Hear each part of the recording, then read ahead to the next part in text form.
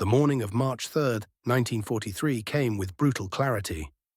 At just after 10 o'clock, the oil-blackened hand of a Japanese naval officer trembled as he gripped what remained of the destroyer Arashio's bridge. The Bismarck Sea stretched before him, 30 nautical miles northwest of New Guinea, transformed into something no one could have predicted. His uniform saturated with fuel oil and salt water, the officer found himself recording moments in his mind that would torment him for decades to come. Through eyes burning from salt spray, he watched American B-25 Mitchell bombers circle back repeatedly over the debris field that now extended for miles across the sea. Burning wreckage dotted the water. Oil slicks shimmered in the light. Thousands of men clung desperately to anything that might keep them above the surface. The convoy that had left Rabaul with such certainty just 48 hours earlier had become nothing but floating wreckage. The ordeal for survivors was only beginning. 6,900 soldiers from the Imperial Japanese Army's 51st Division had boarded 8 transport ships at Simpson Harbor in Rabaul on February 28. They had sailed with complete conviction that they would reinforce Lae and transform the situation in New Guinea. Instead, they encountered something that would shatter every assumption they held about warfare itself, about honor between enemies, and about American military capability. The decision had come from Tokyo in late December 1942. Lieutenant General Hitoshi Imamura, commanding the 8th Area Army from Rabaul, faced a deteriorating situation in New Guinea. Imperial General Headquarters made the determination to send reinforcements. The solution was this convoy, 8 destroyers escorting 8 transport ships carrying the main body of the 51st Division, elite troops transferred from China.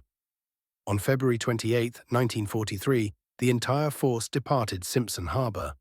The convoy consisted of 8 destroyers, 8 troop transports, and approximately 100 fighter aircraft providing cover.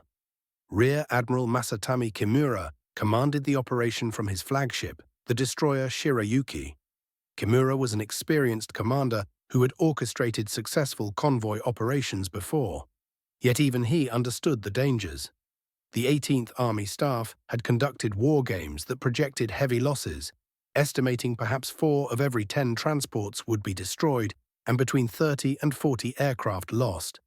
They calculated the operation had only a 50-50 chance of success.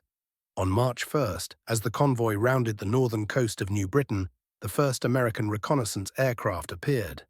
A B-24 Liberator from the 91st Bombardment Group found them.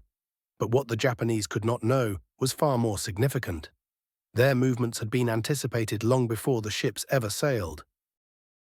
Allied forces had detected the preparations, and naval codebreakers in Melbourne and Washington, D.C.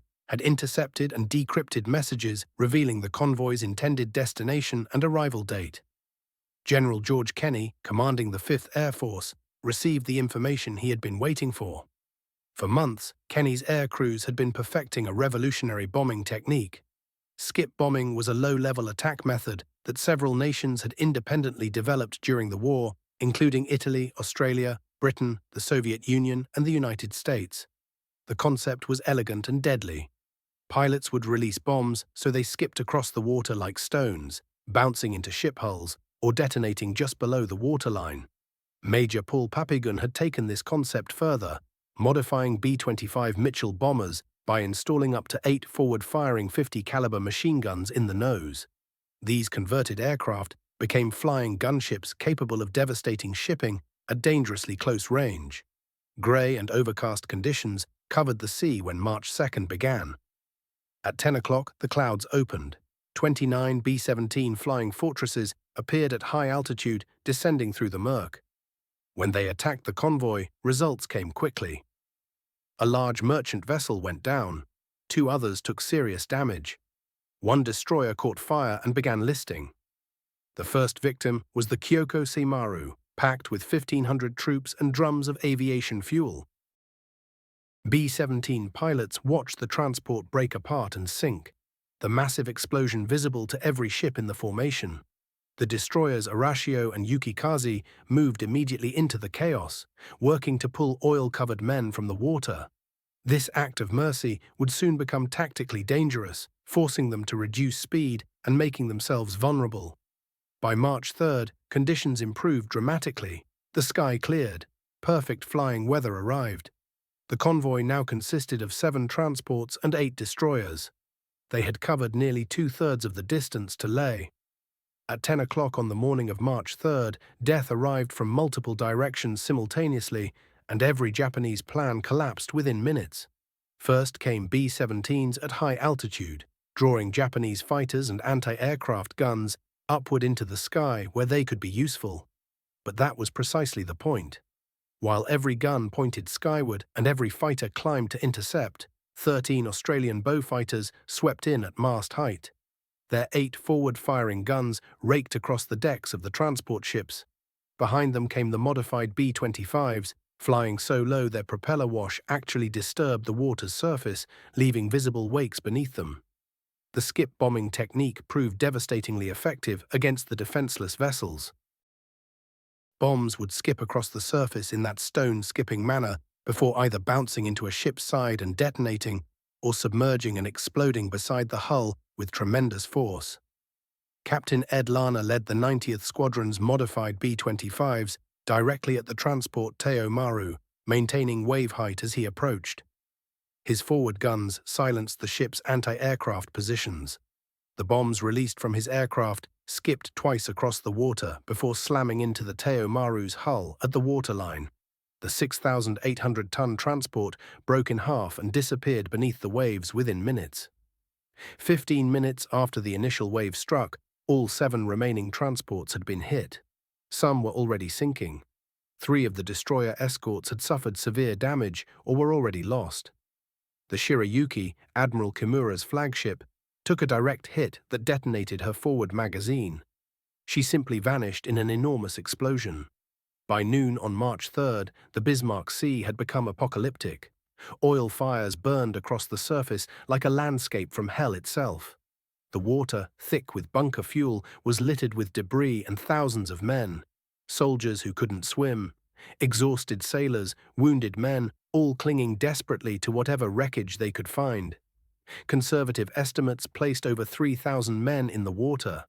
The surviving destroyers, Yukikaze, Asagamo, Uranami, and Shikinami, began rescue operations. Around 2,700 survivors were eventually taken aboard and headed toward Rabaul. But time was running out before the Allied aircraft would return. At 2 o'clock in the afternoon on March 3rd, American planes came back. But this time their purpose was different. The survivors watched with initial relief as aircraft approached. Surely these pilots were simply photographing the destruction. That relief transformed into absolute horror as the planes descended to wave height and opened fire. In what became one of the war's most controversial actions, Allied pilots attacked survivors in lifeboats and in the water for several days. The tactical justification came later. These were enemy soldiers who, if they reached shore, would reinforce the Japanese garrison at Leh. B-25s, A-20 Havocs, and both fighter aircraft made repeated passes. Their machine guns churned the water into foam and mist. General Kenny's orders had been explicit and unambiguous. No Japanese soldier was to reach New Guinea alive. For the Japanese in the water, this violated everything the Bushido Code had taught them about treating defeated enemies with dignity and honor. What they experienced shattered every assumption about warfare completely. As darkness fell on March 3rd, American PT boats entered the area. That night, 10 U.S. Navy PT boats, under the command of Lieutenant Commander Barry Atkins, moved to attack whatever remained of the convoy. The PT boats hunted systematically through the darkness. Their searchlights swept across the water, followed immediately by machine gun fire. PT-143 and PT-150 located the damaged transport Oigawa Maru still floating. They torpedoed it, sending more men into the sea. For the Japanese survivors, the night brought new horrors beyond imagination. Sharks, drawn by blood and the distressed movements of thousands of struggling men, began attacking from below. Men who had somehow survived the sinking ships and the strafing runs now faced death rising from the depths. Dawn on March 4th revealed the complete scope of catastrophe. The debris field extended for 40 miles. Small groups of survivors still dotted the sea, many having spent more than 20 hours in the water. the American aircraft returned with the sunrise. Allied torpedo boats and fighters patrolled the area systematically. B-25s, A-20s, bow fighters, and P-38 Lightning fighters attacked anything that moved across the water. The destroyer Asashio, which had remained behind performing rescue operations, became a particular target. A B-17 scored a direct hit with a 500-pound bomb while the destroyer was pulling survivors from the water. She sank rapidly, taking the rescued soldiers down with her. American justification for the strafing came from both tactical calculations and something deeper. According to accounts from the battle, a B-17 called Double Trouble, piloted by Lieutenant Woodrow W. Moore, collided with a Zero fighter. As 7 members of the B-17 crew parachuted down, several Zeros descended on them, gunning down the helpless airmen as they floated earthward. Other American bomber crews witnessed this massacre. The incident enraged American pilots and influenced their subsequent actions. General Kenny later referred to these operations as mopping up. For the next several days, American and Australian airmen returned repeatedly to the battle site, systematically patrolling the seas in search of any remaining Japanese survivors. In his final devastating order, Kenny commanded his air crews to attack Japanese lifeboats and rafts floating in the sea. He termed these operations mopping up, a phrase that masked the true horror of what was occurring. According to classified reports from March 20, 1943, the carnage persisted throughout daylight hours until darkness finally fell across the water. Those fortunate enough to evade the relentless aircraft fire faced a different kind of death. Survivors found themselves drifting at least 30 miles from any land, surrounded by waters infested with man-eating sharks. Japanese submarines I-17 and I-26 launched their own rescue efforts, moving cautiously through the skies watching for American planes. By March 6th, these submarines had retrieved 170 survivors from the water. Within 2 days, I-26 discovered another group of 54 men and transported them ashore at Lae. Yet the submarines possessed limited capacity. Hundreds of desperate men were left behind in the oil-covered water. The submarine crews confronted unimaginable scenes, voices calling out desperately from darkness, exhausted men struggling to pull themselves aboard slick hulls, officers forced to make impossible choices about who would live and who would remain in the sea. The numbers painted a grim picture. Of nearly 7,000 troops destined for New Guinea, barely 1,200 successfully reached Lae. Another 2,700 found rescue through destroyers and submarines, though they too never completed their journey. The scale of disaster was immense.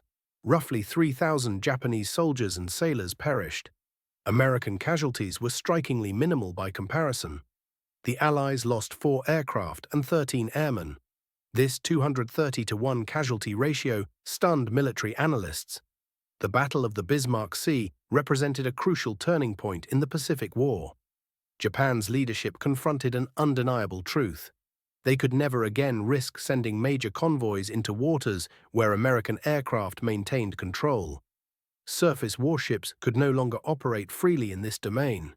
No large reinforcement convoys would venture into regions where Allied planes dominated the skies. After the war ended, Captain Tamichi Hara, commanding destroyer Shigure during the conflict, interviewed many survivors and recorded the most significant Japanese analysis of the disaster. His conclusion was stark and unambiguous. Never in military history had there been such a complete debacle. It stood in absolute contrast to Japan's successful evacuation from Guadalcanal. Those interviews revealed the profound psychological destruction the battle had inflicted. Japanese officers and men who participated described their defeat there as absolutely unbelievable. The engagement demonstrated revolutionary aerial tactics the Japanese had never encountered. Skip bombing, working in concert with heavily armed strafing aircraft, had transformed medium bombers into devastating ship killers. This revolutionary approach had emerged after Pearl Harbor in December 1941. Major William Benn of the 63rd Squadron, within the 43rd Bomb Group, pioneered these techniques against Imperial Japanese Navy vessels and transports. The 5th Air Force, operating in the Southwest Pacific Theater under the United States Army Air Forces, became masters of this new warfare. Major Paul Gunn of the 90th Bombardment Squadron, 3rd Bomb Group, had created a revolutionary modification. He developed a heavily armed strafing variant of the A-20 and B-25 bombers. These aircraft bristled with 8 to 14 forward-firing 50-caliber machine guns. Such weaponry could annihilate defensive positions before the bombers dropped their ordnance from close range, virtually guaranteed to find their targets. Not every survivor perished in those waters. Small groups succeeded in reaching scattered islands, beginning their own desperate struggles for existence. One party of 18 men made landfall on Kirrawina, where they were discovered by PT-114. Other survivors reached Guadalcanal, but encountered an American patrol that showed no mercy. On Goodenough Island, Australian forces pursued Japanese survivors systematically. Between March 8 and 14, 1943, Australian patrols from the 47th Infantry Battalion discovered and eliminated 72 Japanese survivors, captured 42 others, and discovered 9 more dead upon a raft. What the Japanese didn't learn until after the war had concluded was a devastating truth. Their convoy had been doomed from the moment it sailed. Allied intelligence had detected the Japanese preparations beforehand. Naval codebreakers stationed in Melbourne and Washington had intercepted and decrypted Japanese communications, revealing the convoy's destination and scheduled arrival time. Every element, ship composition, route details, timing, had been known to Allied commanders. The Japanese, convinced their codes were impenetrable, sailed straight into a meticulously prepared trap. For the Japanese military establishment, deeply rooted in Bushido traditions, the Bismarck Sea massacre created a profound spiritual crisis. The Bushido Code upheld honor in combat, respect shown to defeated enemies, and dignity maintained even in defeat. The systematic murder of helpless men in the water violated everything this code represented. Those survivors who managed to return to Rabaul emerged as transformed individuals. They had witnessed American violence that contradicted all their training and propaganda about American weakness and decadence. The sight of aircraft methodically hunting men struggling in the ocean would traumatize Japanese forces throughout their remaining time in the Pacific. Many who survived reported experiencing complete loss of confidence in ultimate victory. A question haunted those who escaped. If Americans would machine gun defenseless men in the water, what would they stop at? This psychological transformation influenced subsequent Japanese military decisions. Rather than surrender, they chose to fight until death, convinced that capture would result in execution. This conviction would drive Japanese soldiers to suicidal resistance for the war's remainder. The question of whether this strafing violated international law remains disputed even now. International law protects shipwreck survivors who are completely helpless. However, ambiguity existed regarding enemy combatants who had not formally laid down their weapons. Japan itself bore responsibility for horrific atrocities: the rape of Nanking, the Bataan Death March, and execution of American airmen in parachutes. Yet the Bismarck Sea represented something distinct: killing motivated by tactical efficiency rather than savagery or revenge.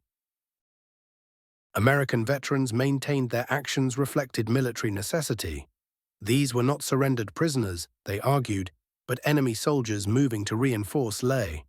Many survivors remained sufficiently close to shore, sometimes only 10 to 15 miles distant, that reaching land might have been possible. The catastrophe forced Japan to abandon its strategic approach entirely. Admiral Minichinori Gormley, who assumed command following Yamamoto's death, recognized an inescapable reality: surface vessels could never survive in waters controlled by opposing aircraft. New Guinea became indefensible and was effectively abandoned. The psychological consequences rippled throughout Japanese military units. Soldiers scheduled for transport began deserting at unprecedented rates. The prospect of being caught at sea under American aircraft bombardment became more terrifying than combat itself. For the Americans, the victory confirmed that air power alone could destroy naval forces. Properly equipped and trained land-based aircraft could command sea lanes without requiring aircraft carriers. This understanding would shape Pacific strategy through the remainder of the war. Following the war's conclusion, the question of whether strafing constituted a war crime was debated quietly but never resulted in prosecution. American officials maintained that these were enemy combatants capable of reaching shore and resuming combat. The failure to prosecute, while Japanese officers faced execution for similar acts, reflected the victor's prerogative in determining justice. Both combatants had transgressed in the Pacific War's savage conduct, yet only the defeated faced consequences. Military historians recognize the Battle of the Bismarck Sea as a watershed moment in how warfare itself had transformed. The statistics alone tell the narrative powerfully. 8 transport ships went to the bottom. 4 destroyers were destroyed. Approximately 3,000 Japanese perished against 13 Allied airmen lost. The numbers alone suggested something different from conventional naval warfare. The battle signified something more fundamental, a transformation of warfare itself. Technology and intelligence had collaborated to produce casualty ratios that resembled annihilation rather than military victory. The image of aircraft systematically destroying helpless men became symbolic of the Pacific War's relentless brutality. General Douglas MacArthur labeled it the decisive aerial engagement of the entire Southwest Pacific campaign. This assessment proved accurate in retrospect. Japan never recovered strategic advantage in New Guinea. The Battle of the Bismarck Sea revealed that contemporary warfare had surpassed traditional concepts of combat between organized military forces. Air power merged with intelligence gathering, and technological superiority produced total destruction rather than battlefield victory. For Japan, this marked the commencement of the end in the Southwest Pacific region. Incapable of reinforcing or supplying garrison forces within Allied air range, Japanese soldiers faced isolation and inevitable annihilation. For America, it demonstrated their evolution from the shocked victims of surprise attack to masters of methodical destruction. That same nation, stunned by December 7th, had become capable of systematically eliminating thousands of enemies. The ongoing dispute over strafing the survivors speaks to warfare's fundamental moral complexity. Military requirements and humanitarian principles collided across those oil-slicked waters. Both nations discovered that total warfare routinely breached traditional restraints. The Battle of the Bismarck Sea stands as one of World War II's most consequential and troubling engagements. Within 3 days, American and Australian air units destroyed an entire Japanese convoy, killed thousands of men, and eliminated any realistic possibility of reinforcing New Guinea through surface operations. The traumatized Japanese survivors who witnessed American aircraft systematically machine-gunning defenseless men in the water carried psychological injuries that persisted forever. They encountered an enemy far more ruthless than anything they had imagined. Propaganda describing American weakness and cowardice collapsed in the face of methodical technological slaughter. The battle's influence extended beyond its immediate tactical consequences. It demonstrated air power's capacity to control sea routes, validated the strategic importance of intelligence in contemporary combat, and exposed the moral complexities embedded within total war. The sight of aircraft methodically killing survivors endures as one of the Pacific War's most disturbing chapters. In the final accounting, approximately 3,000 Japanese died in the Bismarck Sea, not through glorious combat, but through calculated destruction. Their survivors returned to their units carrying testimony about American ruthlessness. That knowledge would reshape Japanese military psychology until the war's termination. The Battle of the Bismarck Sea proved definitively that contemporary warfare permitted technological superiority to achieve something resembling extermination. The Japanese discovered that Americans possessed a capacity for violence that surpassed any propaganda warning. They had become something more dangerous, more relentless, more terrifying than anyone had anticipated. That education, purchased in blood and terror across 3 March days in 1943, would characterize the Pacific War's progressively more violent trajectory until its terrible conclusion with atomic weapons.